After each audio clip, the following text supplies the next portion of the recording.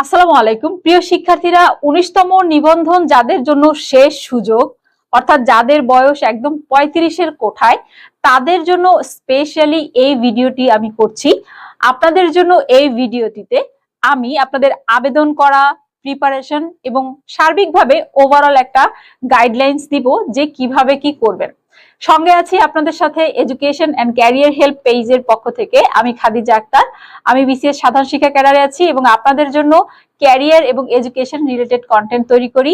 ভিডিওটি ভালো লাগলে অবশ্যই আমার পেজের ফলোয়ার হয়ে আমার সাথে থাকবেন এবং আমাদের ইউটিউব পেজে অবশ্যই সাবস্ক্রাইব করে আমাদের সঙ্গে থাকবেন এবং অবশ্যই কমেন্টসে আপনার মতামতটি আমাদেরকে জানাবেন। প্রথমত, যাদের শেষ সুযোগ তারা আবেদন করবেন কোন পর্যায়ে? আপনি যদি ডিগ্রি পাস হন তাহলে কিন্তু আপনি দুইটা কেসে আবেদন করতে পারবেন, অর্থাৎ স্কুল পর্যায়ে এবং স্কুল 2 পর্যায়ে। এবং আপনি যদি অনার্স পাস থাকেন তাহলে তো অবশ্যই আপনি কলেজ পর্যায়ে আবেদন করতে পারবেন। তো এই আবেদনের বিষয়টা নিয়ে আমি কথা বলতে চাই, যেহেতু আপনাদের জন্য হচ্ছে এটা শেষ সুযোগ। তো চিন্তা করতে হবে যে আপনি খুব ভেবেচিন্তে এটা কিন্তু আবেদন করবেন। কারণ দেখেন, যার বয়স আছে বা যার আরো সুযোগ আছে সে কিন্তু দেখা যাচ্ছে একটাই আবেদন করতে পারে এবং আরেকটা নাও করতে পারে, যে স্কুলের চাকরি করব না, আমি শুধু কলেজে আবেদন করি, শুধু কলেজে চাকরি করব। বাট আপনি যদি ওইভাবে চিন্তা করে যে আপনি কলেজে করবেন, স্কুলে করবেন না, এই চিন্তাটা আপনি করবেন না। আপনার কাছে দুইটা সুযোগ আছে, আপনারা দুইটা জায়গায় আবেদন করতে পারেন, স্কুল পর্যায়ে এবং কলেজ পর্যায়ে। আপনারা দুইটাই আবেদন করবেন।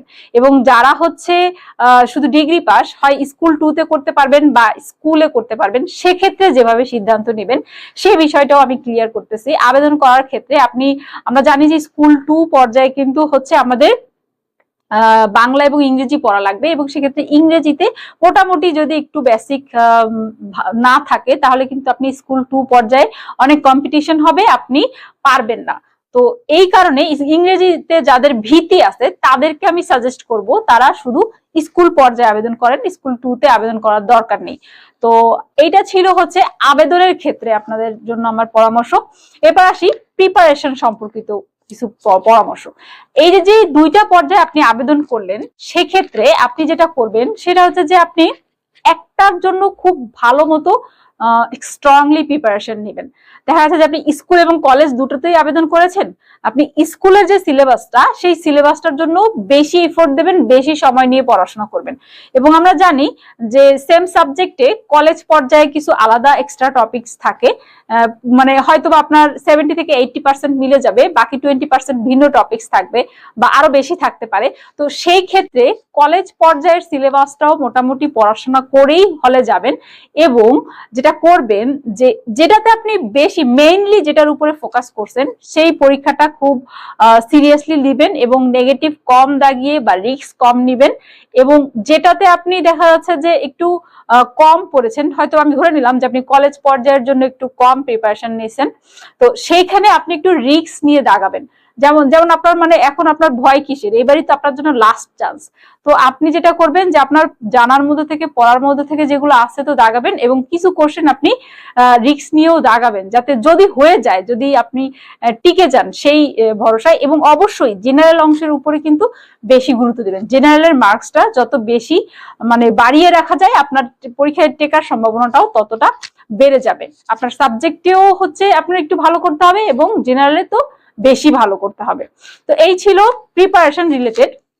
আর প্রতিদিনকার আপনাদের কিছু চ্যালেঞ্জ থাকে, যেমন যারা শেষবারের মতো পরীক্ষা দিচ্ছেন বা দিবেন এবার, তাদের জন্য একটা ট্রমা কাজ করে যে এইবার তো আমার লাস্ট চান্স, এবার যদি না হয় তাহলে কি হবে, এবার যদি আমি না পারি আর তো আমার সুযোগ থাকবে না, আমার বয়স শেষ। এই ধরনের যে বিষয়গুলো আছে, এই জিনিসগুলো আপনি কিভাবে হ্যান্ডেল করবেন?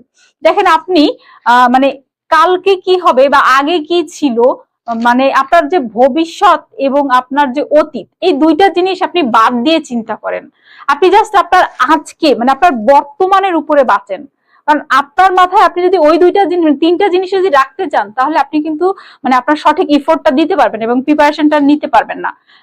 আপনাকে যেটা করতে হবে যে আজকের যে পড়াটা, আজকের যে ইফোর্টটা, আজকের যে পরিশ্রমটা, এটা আপনাকে 100% দিতে হবে।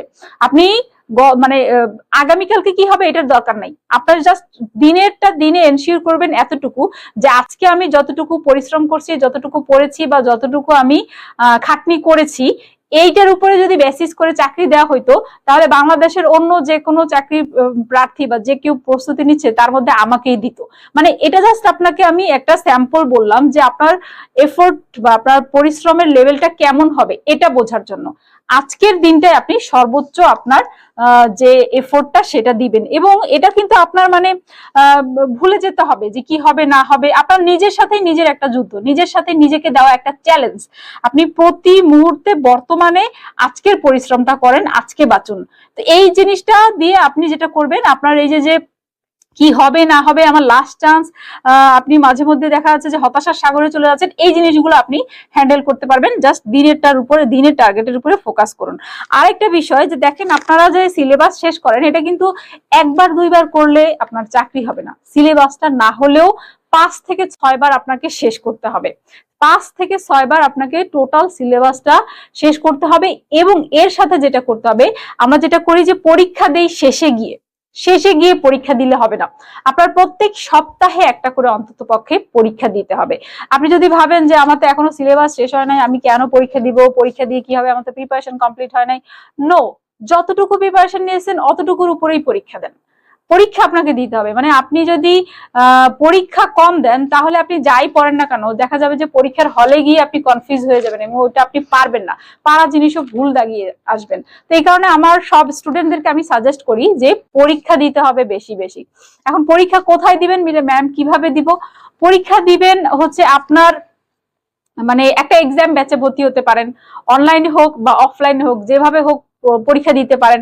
অ্যাটলিস্ট আর কিছু না হলেও আপনার প্রশ্নটা আরেকজনকে দিয়ে আপনাকে ধরতে দিতে পারেন যে আমাকে এখান থেকে এমসিকিউ ধরো, আমাকে এখানে জিজ্ঞেস করো, আমাকে 50টা কোশ্চেন তৈরি করে দাও, আমি সেগুলো উত্তর করব। মানে আমি জাস্ট আপনাকে আপনার অ্যাফোর্ডেবল কোনটা সেটা হলেও আপনি যেন করেন, সেটার জন্যই আপনাকে আমি পরামর্শ দিচ্ছি। পরীক্ষার কোনো বিকল্প নেই, আপনি যত পরীক্ষা দিবেন তত কিন্তু আপনার প্রস্তুতিটা আরো স্ট্রং হবে, এবং এইটার মাধ্যমেই আপনি পরীক্ষার হলে যে আপনি মানে নির্ভুলভাবে দাগিয়ে আসতে পারবেন। আমরা জানি আমাদের প্রতিযোগিতামূলক পরীক্ষাগুলো কিন্তু নেগেটিভ মার্কস থাকে। মানে এখানে জাস্ট আপনি ওই আমাদের 9-10 বা ইন্টারমিডিয়েটে যেটা করছি আমরা পাস করছি, ওই টাইপের মেন্টালিটি মোটেই রাখা যাবে না। প্রতিনিয়ত আপনাকে চিন্তা করতে হবে যে আপনি 5টা এমসিকিউ পড়তেছেন, তার মানে আরেকটা আপনার যে প্রতিদ্বন্দ্বী, মানে আপনার যে প্রতিযোগী, যে আর এই চাকরিটার জন্য ফাইট করতেছে আপনার সাথে, তার সাথে টক্কর দিয়ে আপনি কিন্তু ওই 5টা এমসিকিউ বেশি জানতে পারতেছেন। এই কারণে আপনার এফোর্টটা এমন ভাবে দিতে হবে যেটাকে আপনার একটা চ্যালেঞ্জ হিসেবে নিতে হবে।